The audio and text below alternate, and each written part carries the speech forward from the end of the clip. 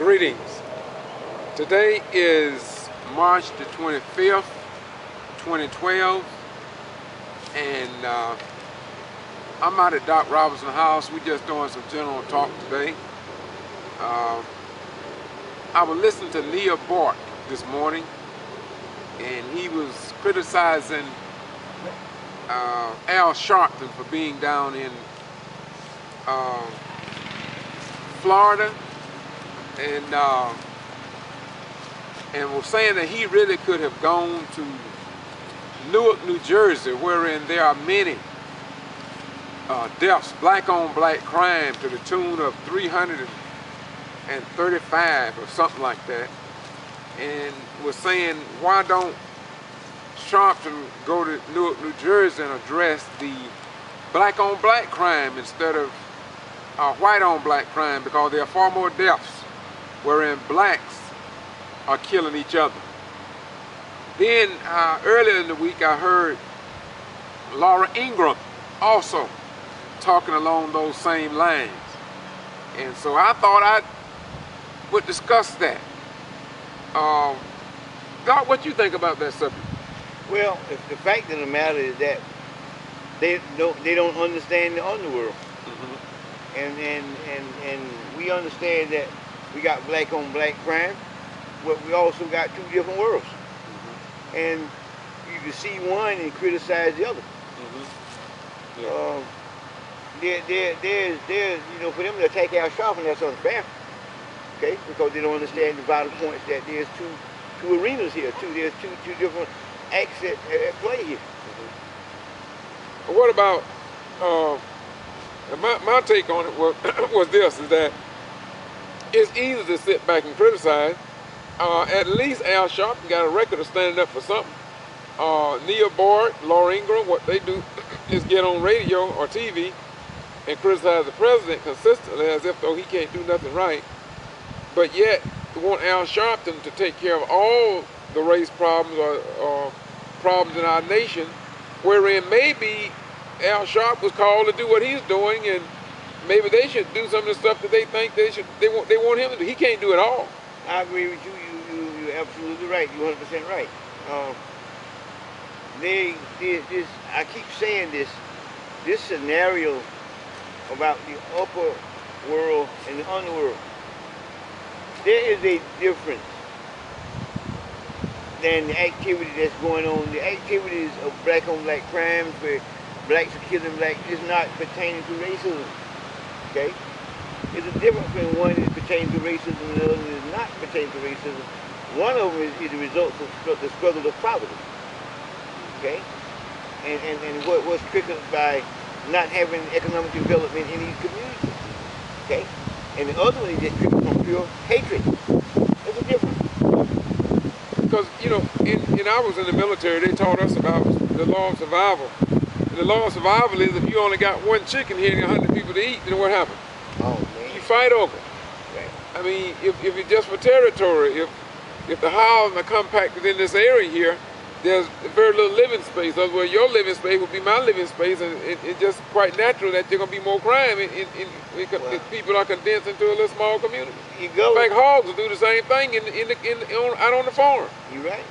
That's why we had to make a larger hog pen where they have more space. I'm sorry, go ahead. Where your government promotes projects. Okay? Every city got the projects. And the projects, you know what goes on in the projects. And it's dealing with the low income side.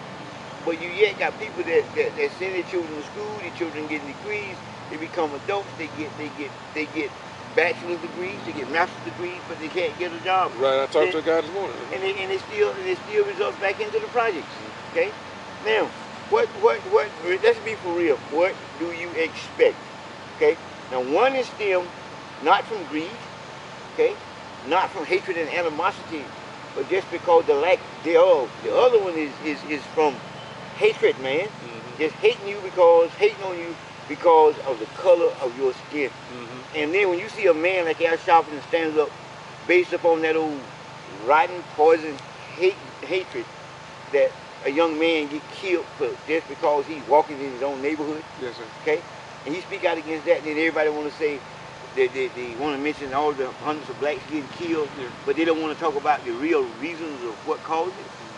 There was a white lady called in this morning, a few minutes ago, on that G.B.R show, and she had her, she was white, but she had the right mindset. And she was saying that it's not about the things that they were discussing and the calling people who just criticized Al Sharpton. But she said it's about basic law. She says about basic rights. So that guy have a right to walk, go in there and buy a box of Skittles if he wanted, and buy him a cold drink or tea or whatever he wanted to do. He have a right to do that without being harassed and subjected to being killed, you know, just because of reasons beyond his control, because he had nothing to do with it. He just walking through it. That's his right to exercise. So she had a point, and she wasn't black, she was white. Well, the rationale of the law, okay? You look at the legalities and the legalities what our young people go through by getting put on probation, hurdled like they're cattle, or they're some kind of beast that's they got a hurting them, that's hurting them inside of the courtroom. You know, I went into the Lowndes County courtroom. Yes, sir. It's packed full, hundreds of people, and they put through there within an hour and a half. $75, $150, $350, and they processing them, man. Yes, sir. Then they go to the probation officer. He talks to them like these low-down dogs. Yes, sir. Okay. Then they show up to their house. They can't go to the store. Then and they watches them like a chicken hawk watches a chicken's nest. You see? You gotta stay on the plantation. Yeah. And then he ain't got then he or she don't have a job, and they got to live this way. Now what kind of life is this? I know that's right. And a lot of us older folk who are not involved in that system, we don't understand. We look in through the window and it's awful foggy. All we see is the world we in, because we can't see their world. We waiting to die, man. Yes, sir. to go heaven, to go home with Jesus. Yeah. Yeah. So I think, let me ask you something else, because this was up there too. They were talking about the liberal media, how much attention they giving to Trayvon Martin case down there in Florida. But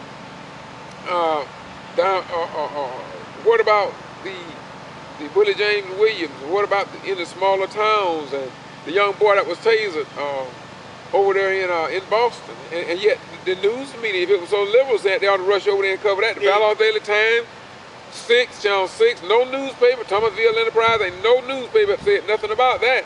So nobody knows about that. They're not important, man. Why is it not important? They're not classified as being human. They don't fit into the human race. I mean, you got to be on the upper side to get recognition. If you is on the low income side, below the poverty level, you is not important, man. Mm-hmm. You are to be processed. You to work, you the tool of their profession to be worked in to cause them to go up in ranking scale. Okay? Get promotions on their job, the sheriff. If you're on the police department, right. If you walk the beat, you don't want to walk the street anymore, you want to make big time and become a sergeant or lieutenant. All you got to do is go out here to the project and bust one of the guys you know you already got the stuff. See, the police put it in the boy's hand, okay? They go out and they distribute it on the street. Then when they want to make rank, they go bust the kid, you see? Put him on probation, everybody make money. Because he's a nobody. You think they would do that? Of course, I don't think that's what they do. And then when this young man here go in and buy him a pack of Skittles, and then they feel that they got the right, they can kill him because they classify him as a nobody, man. Okay. Simple as that. Well, you think G.B.R that was tased in Boston is considered a nobody, and that's why they won't even report that case, and as if though it's not even newsworthy? The mother have pain. The individual was tased, she say, 10 times or more. And then they took him to jail, to Thomas County Jail, and they held him, and then they threw him in the hole for 4 days, apparently until his taser marks healed somewhat. And the mother was able to get some pictures, but yet it's still, there's nothing in the Valdosta Daily Times, nothing in the Thomasville Enterprise newspaper. It's nothing on local television stations here in South Georgia. It's like as if though the incident never happened. So when our children grow up, in years to come, and their grandchildren, they read the archival record, it never even happened. And so people won't know that. All that history will be totally lost. Man, if one of these sheriffs, police here in Lowndes County was to tase the Langdale's grandson, Langdale would own all the Valdosta. You think so? Of course. So what you're telling me is mostly about the money then. In other words, if Miss Sabrina, I'm calling her name, she don't mind. if Sabrina had enough money to file a major lawsuit and get the best attorneys in the nation, she probably could own a lot in Thomas County too. She part of the upper world, so she's not in the underworld. Yeah. See, right now she's in the underworld. Yes, sir. She's living on the underworld side, on the low income side. Okay. Okay. So therefore, this is the category she got. This is her terrain. Yes, sir. Okay. Now the Langdale family, they're in their terrain. If they were to taser Langdale's grandson, man, the way they tasered that kid and burnt those chunks of flesh out of this kid. Yes, sir. Man. You saw the photos, did you? You talking about the photos that you saw? Yes. Those holes in that kid's back, I believe I could shove my thumb in it.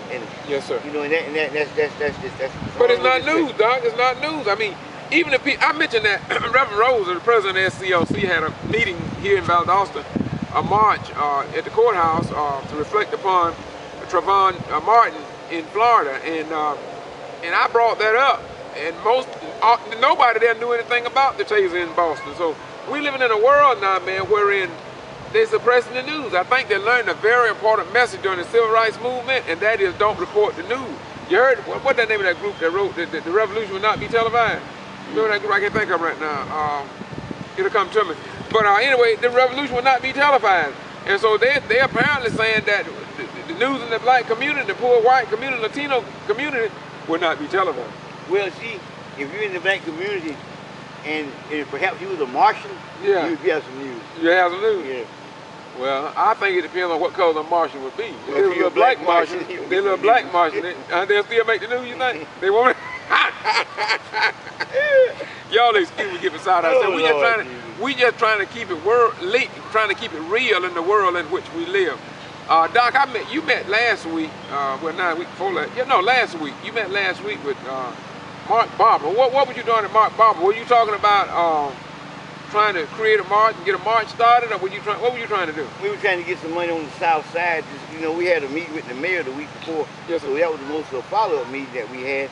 And it was about economic depression, trying to get some money on the south side in a community that's been neglected, in a community that's been left out, in a community that's been exempt from all other activities in our city, and been totally left out the loop as far as the Metropolitan Planning Commission.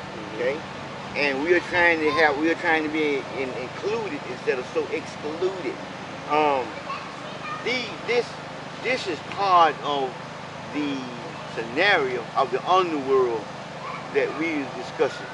Okay, the result of what we've been meeting on with the mayor and the city managers is to prevent these tasers. Yes, sir. Yes, okay. By changing the environment to change the people, and you need money to change the environment. Yes, sir. Okay. And we got ghettos, and no money have ever been spent in our ghettos. So really, if these young people had money, jobs, I mean good jobs, even if they had to train them. So I think you did some little mentoring in your welding business, didn't you? Sir, yes. And so if a person, they usually think they're not qualified now.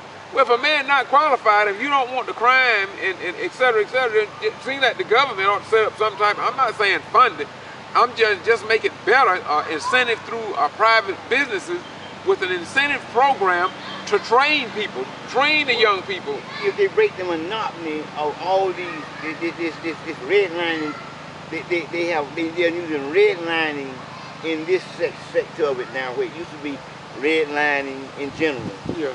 Now the redlining is through the paperwork of you being qualified as a small business to get through the loops to be recognized as a small business, that you can do business as a small business.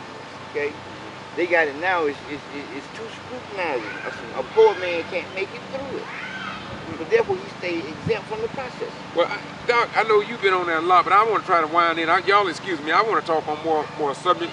I want to be more diverse, because I know that a lot of people is totally living in ignorance, and a lot of it is their own fault. A lot of it is because they just haven't had the exposure, and some of it is compacted with our belief system in God and religion. And so what I want to step into now, Doc, is how could it be that you and I and a couple others can talk about economics and realize that economics got a major impact on the crime rate, yet our professional people in our community, our lawyers and doctors and I guess members of the clergy too, But they all can seem to be doing well, but when it comes down to actually requesting what we are trying to do, which is to get some of the economic pie that already been cooked in this town, been cooked for 154 years, and we haven't got our fair slice of the pie yet. We get to smell it, but that's about the size of it. We get to hear about what's coming down that 10, 20, 30, 40, 50 year plan. We get to smell it, but that's all. We don't benefit, so our children don't get the benefit at all. They don't even get to smell the pie. You're absolutely right. You're absolutely right. Absolutely right.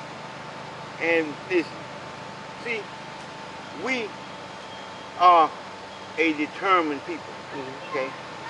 And we are determined to make some progress. Yes, sir. Dedicated to the cause, to the death. Yes, sir. So determined and dedicated that I'm not going to go and punch nobody's clock. Right. So proud of an independence that I'm not going out here and work for Charlie, Joe, Mo, or Sam. Yes, sir. Okay? Yes, sir. Before I would work for anyone out there, and instead of working for myself with my own abilities, I'm not talking about I'm not going to work now. I'm going to work by the sweat of my eyebrow as an entrepreneur. To the day that I die, Yes, I'm going to be pushing entrepreneurs. Yes, sir. Simply because some of us would rather dip, leave this grass right here. Yes, sir. Okay? Knowing our system wasn't designed for this. And eat shanola out of a bucket before we break our pride. Yes, sir. And be so determined that we got to be an employee, which is nothing but a servant for a man who done kept us down for so long. Yes, sir. We just cannot do it, dog. So what you really saying now? We want our portion of that pie. Right. And to do for self. We are going to get our portion of that pie. Yes, sir. Okay? So need not think that you're going to keep the pie and keep the whole pie to themselves. They're going to share that pie, dog. You mean here in Valdosta-Lowndes County? And elsewhere. Yes, sir. Because there's enough of us feel the same way I just expressed it. Yes, sir. We would rather eat shanola. What is shanola? Manure, man. That's manure, right? You call it shanola? Yeah. Okay, all right. Just to keep from saying shit. Yes, You understand? Yes, I got you, brother. You understand? Yes, sir. So Yeah. trying to keep it plain as I possibly can. Yes, sir. That we would rather do it that way and dip there. Well, why you raking in our community, Black African American experience? They tell you to go to school, get education, get a job. A lot of people tell you to, I hear other people, and some black, they'll tell you to go get a trade or get under somebody, apprenticeship, get your skill, work with your hands, specialize in something. If you do get one worth getting, get one worth having. Yes, one sir. that's going to put you over. Right. Okay? Not one that's going to keep you sustained. Right. One that's going to put you over. Yes, sir. If you military, go for the military career all the way. Yes, sir. One that's going to put you over. Right. Don't half step. Yeah. Don't play the game. Don't play the game. If you get into the business arena, be determined to get your part. All right. Have that attitude. But Doc, me and you slacked off from cutting these videos. The YouTubers, we cut off, but we're going to get back on track by the grace of the Creator and by our own validity. We're going to get up and we're going to start hitting on the issues again. Doc, close us out as we get ready to close us out. Close us out, please. By the grace of God, sustain your blackness. Try to keep it as real as you possibly can keep it. Sustain yourself and be willing to do whatever is required of you. To be willing to take that last stand, that last step, and be determined that you are going to be somebody. That even though they got you trapped in the lower world, that you is actually part of a greater world than this. And may God bless you. Stay blessed, whatever you do, and sustain your dignity and be proud of your blackness. This is kvci.blogspot.com, George Boston Ryan, YouTube Boston G.B.R. Also, Doc Ghetto Child, YouTube. We are there because we want you fully informed. Until next time, bye-bye, we're gone.